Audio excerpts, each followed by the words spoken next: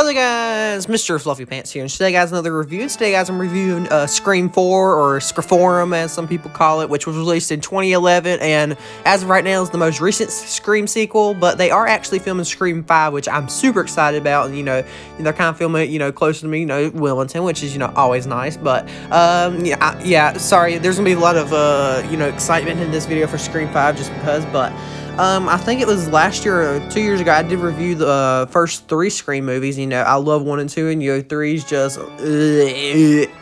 but 4, though, on the other hand, is a lot better than 3, but I would say it doesn't have the exact same magic as the first 2, I would say, because, the first one's one of my all-time favorite horror movies of all time. Ghostface is easily one of my favorite killers. And, like I said, and, for all the Scream movies, you don't want to be spoiled about who the killer is. So, if you're interested in this movie at all, please go watch it. But, so Scream 4, Sidney Prescott returns back to her hometown for her book signing. And let's just say the Woodsboro murders start back up again. And, so, you know what you're getting into whenever you start this movie. There's going to be some killers, whatnot, blah, blah, blah. But I will say, this is actually probably one of my favorite twist killers in the movie. It's not as stupid as in 3, but I would say this is probably the best done one since the first Scream. Billy and Stu. The whole reveal about Jill and Charlie being the killer. I can definitely believe that. I don't know.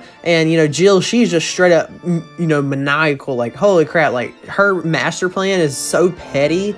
But I don't know. Like, she's just so like conniving, I guess. But some of the murders in this movie, it's just a bunch of stabbing, and also there's that whole opening scene where it's like a meta movie within a movie, which is actually a movie in the universe, which is weird because Stab 7 opens up with the main characters watching Stab 6.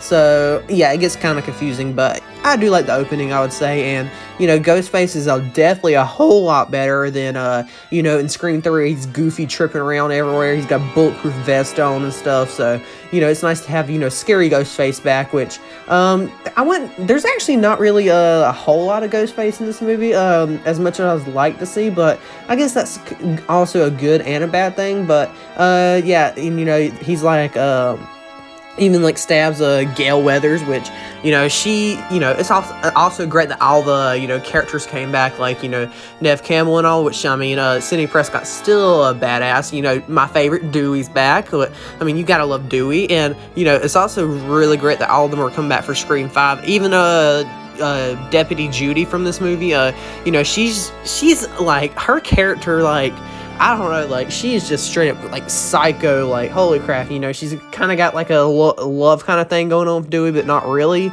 I'd say it's more one-sided than anything else. And, you got the whole plot of Gale trying to figure out who the killer is by herself. That's when she gets stabbed at the Stabathon, where all the kids are when she's setting up her cameras or whatnot. And you can also tell the age or the kind of the whole year, or not really the time period this movie came out with, because there's that one kid that got the gimmick. He's always live streaming his life with that crazy headset, which stuff like that kind of does stick out. But it's also kind of interesting because this takes place during the phase of like smartphones, so it is a little bit different there, but it's not going to be as different as I think like in Scream 5, which is modern day. Everybody's got this telephone, because in this movie people still got landlines, which I'm like, yeah, the only person I know that has one of those is my grandma. But so that is going to be kind of interesting to see how they kind of refold into the new era. But the whole meta kind of thing about this movie is how they're always trying to remake horror movies. So in this one, they're kind of redoing the original Woodsboro murders, but they're also kind of making it bigger and grander or whatnot. And I will say, I definitely do love the whole the whole final act at Kirby's house, and she's also one of my favorite characters in this movie. I don't know, it's just something about the way she's played. I just really like the way her character's played, and she starts to get into Charlie or whatnot, and then he stabs her, and he's like, you haven't noticed me for 4 years until tonight, blah blah blah, just kind of petty shit. But Yeah, and then, she gets stabbed, I guess. The whole plan behind Jill and Charlie is that they're going to frame Trevor, which is Jill's ex-boyfriend, for the murders, and Jill's going to be the sole survivor. Or, well, I mean, Charlie doesn't know that, but she pretty much kills Charlie because she's like, well, you got to have a sole survivor. And, after she thinks everybody's dead, actually stabs Sydney or whatnot, which, yeah, whatever. But after she stabs Sydney, she, stabs herself, smashes herself into windows and glass and shit, and make it look like it was a real struggle crime scene or whatnot. And and then you see her getting carted away, and she's finally getting all the attention she was craving for, which, yeah, like I said, really petty of a villain, just because Sydney was getting all the attention. Now you want to get the attention, really, really petty. But she's finally getting all the attention she wants, and in the hospital, she's telling Dewey, yeah, how's Gail doing? Yeah, I hope we can write a book, we have matching injuries or whatnot. And then whenever Dewey's telling that to Gail, and also Jill, you can see the look on her face whenever Dewey tells her that Sydney might just make it. She's like, oh shit. And Gail, she's like, how does she know about my shoulder injury? And then Dewey's like, oh shit. And because that means she was the actual Ghostface that stabbed her and not Charlie or whatnot. But that's when Jill fucked up. But then Jill just goes to try to murder Sydney straight up. There's that whole final showdown with Gail and Judy or whatnot.